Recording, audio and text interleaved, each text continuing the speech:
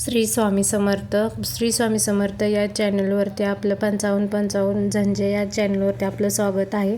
आणि आपल्याला या मी व्हिडिओमध्ये हे सांगणार आहे की नवरात्रीमध्ये आपल्याला 9 गुरुवारचे व्रत कसे करावे. व्रत करण्यासाठी ते म्हणजे काही महिलांची इच्छा असते की खूप दिवसापासून ती पूर्ण झालेली नसते आणि ती पूर्ण इच्छा करण्यासाठी ना तुम्हाला एक चांगला मुहूर्त आलेला आहे, तो म्हणजे नवरात्रीचा. जर नवरात्रीमध्ये तुम्हाला जर व्रत करायचं असेल तर तुम्ही पहिल्या गुरुवारी केंद्रामध्ये जायचं आहे. सर्वप्रथम केंद्रात किंवा दत्त मंदिरात वगैरे जायचं आणि एक नारळ, खडी साखर आणि धागा बांधायचा. एक जमलं तर एखादं गुलाबाचं फूल आणि थोडीशी फुले न्यायची आणि ते देवाला तुम्ही तिथं सांगायचे त्या नारळावरती तुमची काय इच्छा असेल ते. आणि त्यानंतर घरी येऊन तुम्ही गुरुवारपासून ती सुरुवात करायची. सकाळी लवकर उठून पूजा वगैरे करायची. स्वामीचरित्र सारामृत पुस्तक नसेल तर तुम्ही पहिल्यांदा ते घ्या.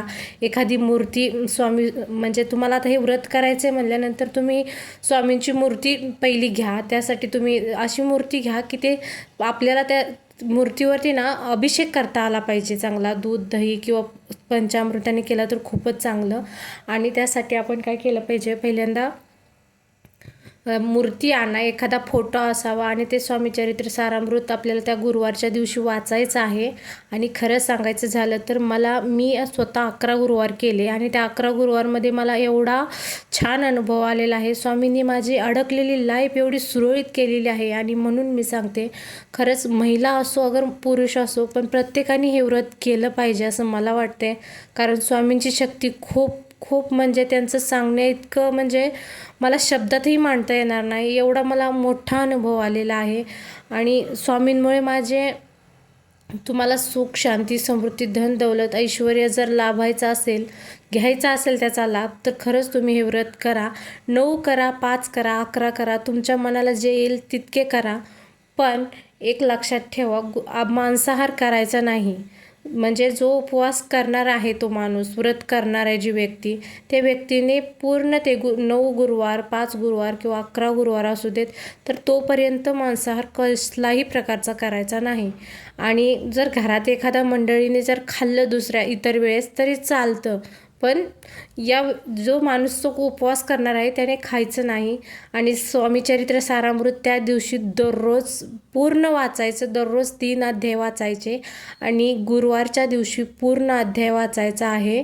तर नंतर 11 माळी जप करायचा आहे श्री स्वामी समर्थ. आणि त्यानंतर काय करायचं आहे, स्वामींना त्या दिवशी नैवेद्य करायचा आहे. जमलं तर केंद्रात जाऊन या, नाही जमलं तर आपण पूर्ण सखोल करतोच पूजा गुरुवारची. आणि मग त्यानंतर संध्याकाळी ते व्रत तुम्ही 11 गुरुवार केल्यानंतर 11व्या गुरुवारी तुम्हाला जे वाटेल तसे, नाही का, मुलं किंवा मुली किंवा एखादं जोडपं तुम्ही जेवायला घातलं तरी चालेल आणि एखादं छोटंसं गिफ्ट त्यांना दिलं तरीही चालेल. कारण तुम्हाला माहिती आहे, आपण एखादं कोणत्याही व्रताचं उद्यापन करताना काहीतरी एखादं छोटंसं गिफ्ट देतोच आपण.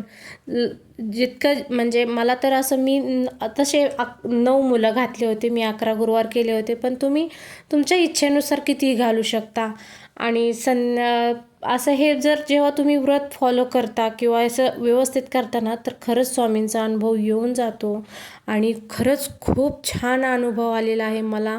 आणि तुम्हीही करून पहा. आता नवरात्री येत आहे. नवरात्रीमध्ये स्वामींनी नवरात्रीमध्ये आणि इतर असे खूप वेगवेगळे रूपं घेतलेली आहे. नवरात्रीमधलं रूप हे स्वामींचं तुम्हाला खरंच अनुभवायला मिळेल.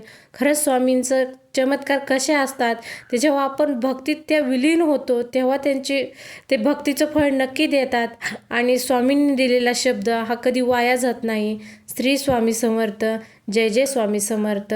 आणि यापुढील आपण आपल्या या चॅनलमध्ये पुढील सर्व मी माहिती स्वामींविषयी टाकणार आहे, तर तुम्ही आपल्या चॅनलला सबस्क्राईब करा.